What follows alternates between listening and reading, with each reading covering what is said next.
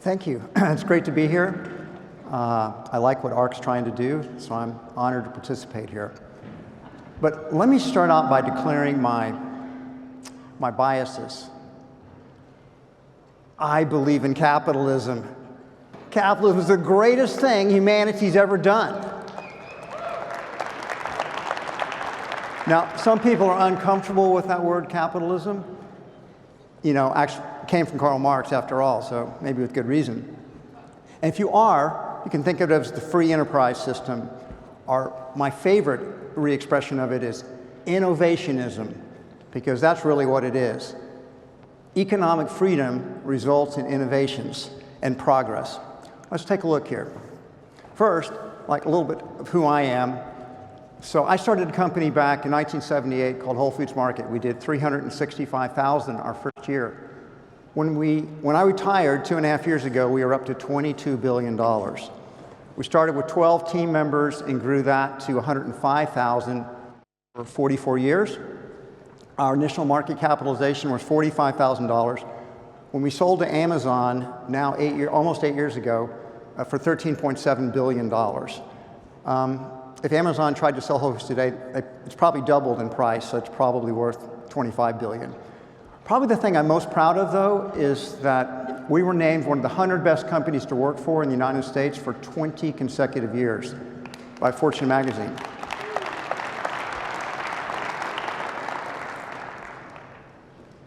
Until Amazon bought us, then we weren't eligible to do that any longer. So humanity has made just unbelievable progress in the last 250 years. And people take this progress for granted, but they shouldn't, because it's been never occurred. It's unprecedented. And these are the major sources of prosperity. If I had more time up here, I would go over in some depth the importance of each of these. I'm going to focus on economic freedom today, though.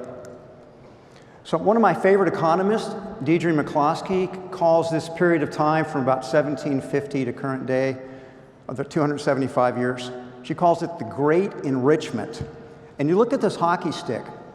So for about 2,000 years, GDP per capita was stuck at around 800 across the world, with a very much smaller world population. Now we have increased that almost 20 times in the last 250 years, from 800 to over $20,000. But it can sort it out by economic freedom. The more economic freedom a nation has, the more prosperity it creates. And you can see this, that the most free countries have substantially more income per capita. This is the Economic Freedom Index. This one's by Heritage. Fraser Institute in Canada also does one that's very similar. I put this up here partly to show that my country, the United States, which for most of our history probably would have ranked #1 if they had an Economic Freedom Index. And then for many years it ranked #3 behind Hong Kong and Singapore. But in the last 15 years it's fallen all the way down to #25. I put this up because all the Nordic countries now have more economic freedom than the United States. And I want to reclaim the Nordic countries for capitalism, because they've tried to pirate them away to the socialistic point of view. But in fact, the Nordic countries are capitalistic with strong welfare states, but their economic freedom is incredible. The greatest accomplishment of capitalism has not been increasing prosperity, although you might say it's the other side of the coin. It has been its tremendous progress in decreasing global poverty. So the statistics are so amazing that they just have to be shared. So if you just go back 200 years ago, 85% of everyone alive on the planet Earth lived on less than $2 a day. And that's in today's dollars. Think about that. 85% lived on, think you could live on less than $2 a day? Now we're down to like 6%. And if economic freedom increases in Africa, I predict that we will wipe this out in the next 20 years or so. Because poverty is the default condition of the human race. Poverty doesn't need to be explained. As Jane Jacobs said, to seek the causes of poverty in this way is to enter into an intellectual dead end, because poverty doesn't have any causes. Only prosperity has causes. Life expectancy. So what we know from anthropology and from studying primitive cultures, we know that the average lifespan for humanity basically was between 28 and 30 for tens of thousands of years. That didn't change until basically late in the 19th century, when science and medical technologies began to be vaccines, better sanitation for water. We began to understand about bacteria and viruses. And then we saw life expectancy shoot up from 28 to 30 to now across the whole planet, it's in the low to mid 70s. In the most advanced nations for life expectancy, like Singapore and Japan, they're getting close to the mid 80s. A badge of shame for the United States, we spend more money on healthcare per capita and as part of our GDP than any other country in the world. We rank number 40th in the world in life expectancy. Illiteracy. Consider the fact that 200 years ago, 88% of everyone alive on this planet could not read. 88%. Only 12% could read. Now, we've completely reversed those numbers so that 88% can read and only 12% cannot read. So capitalism's done this amazing thing. It's transformed our world in only 250 years ago. And by the way, economic freedoms never existed before the modern era. The entrepreneurs were under the thumb.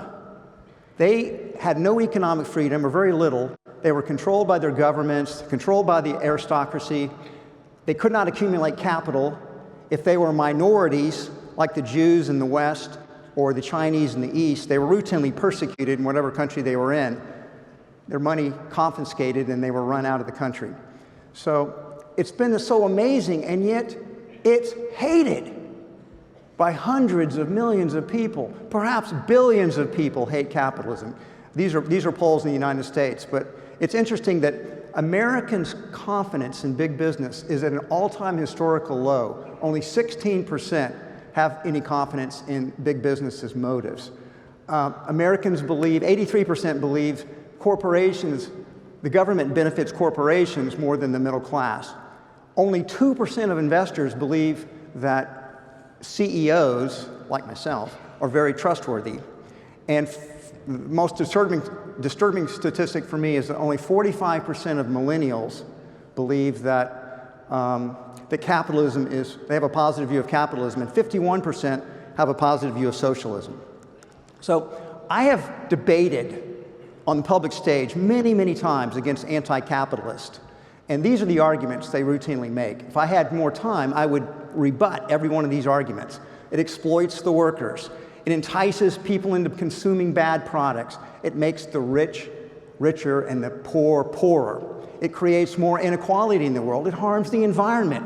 And they believe socialism is a better, more just, and more ethical system than capitalism is. Well, let's take a look at socialism. What has it ever accomplished? Well, it's been really good at creating more poverty. It's champion at that. It's inherently based on government coercion. Individual freedom, individual rights, they're inevitably suppressed. It doesn't matter if it's called democratic socialism or not. Freedom and rights are suppressed.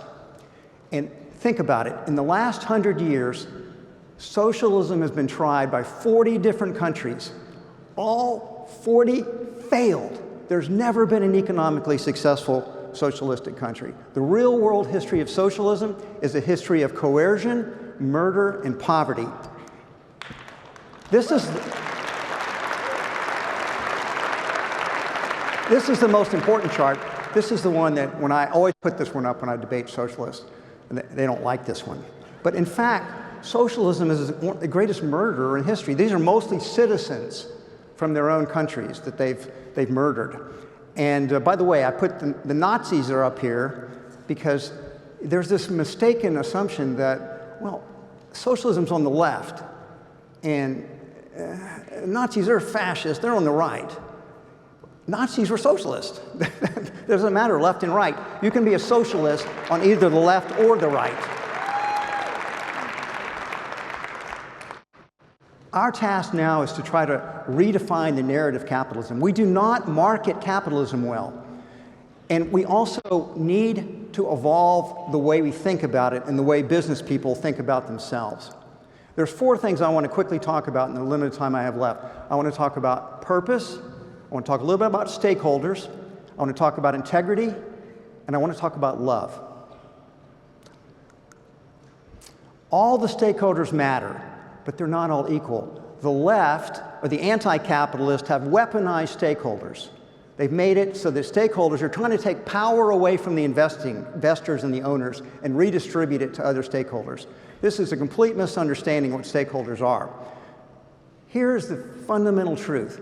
These are all the stakeholders here, customers, employees, suppliers, investors, and the communities. They are all voluntarily exchanging with a business.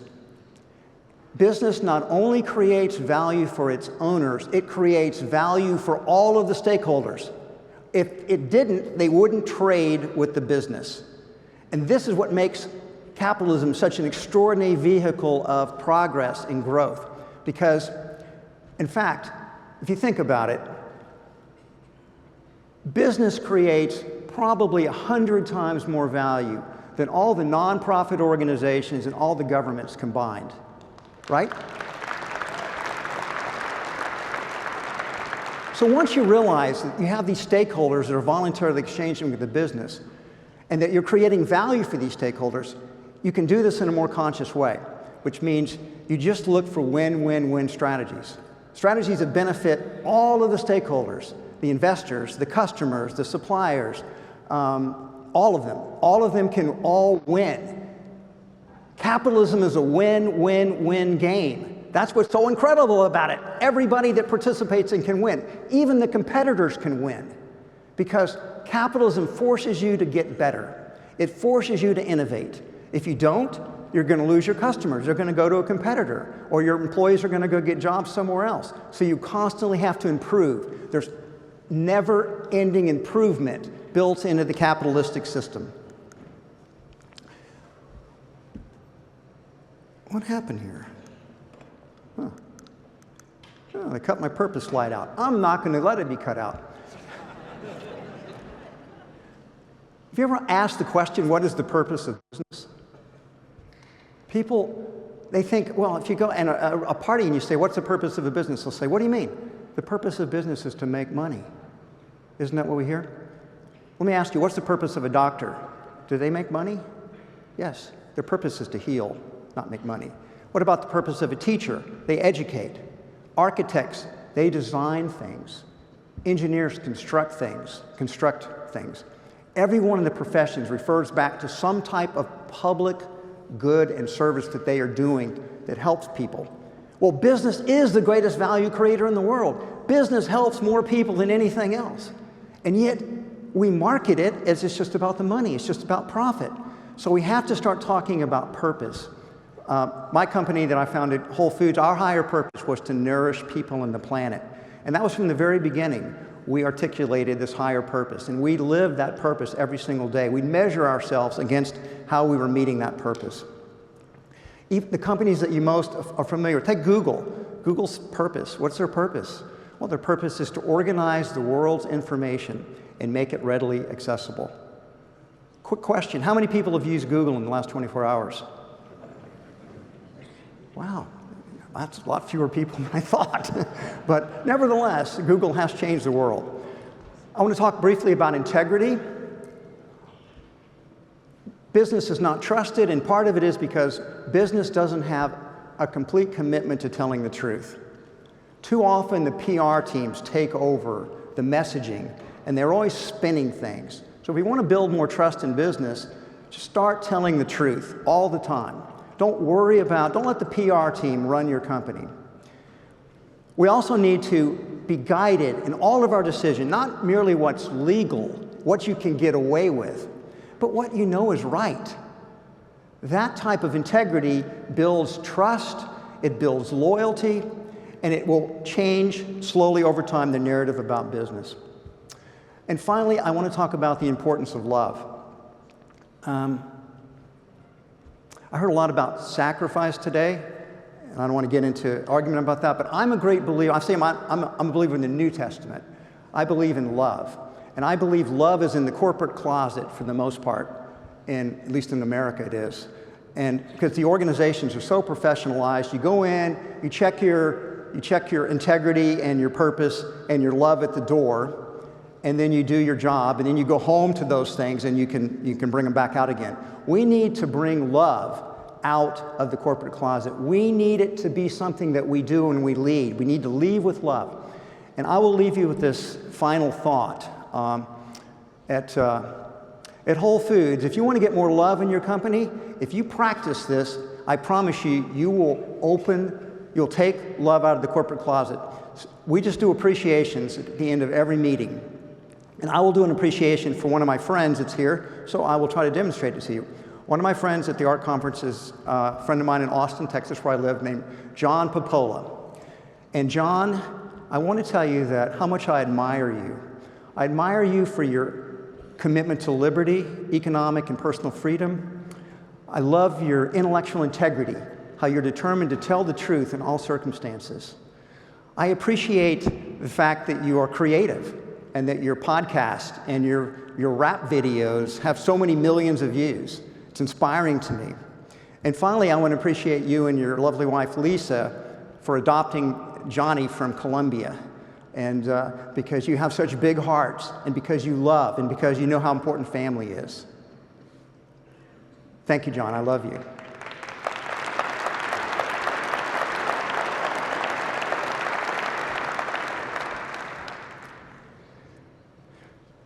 Just imagine if you did that, something like that, and everybody did it voluntarily when you end your meetings.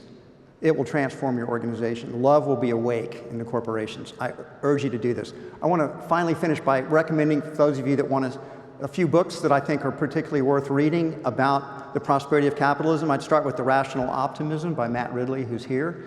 I also recommend Enlightenment Now by Steven Pinker, which was an incredible book. I also love Superabundance by Marian Tupy and his partner Gail Poole. I'd recommend these books very much.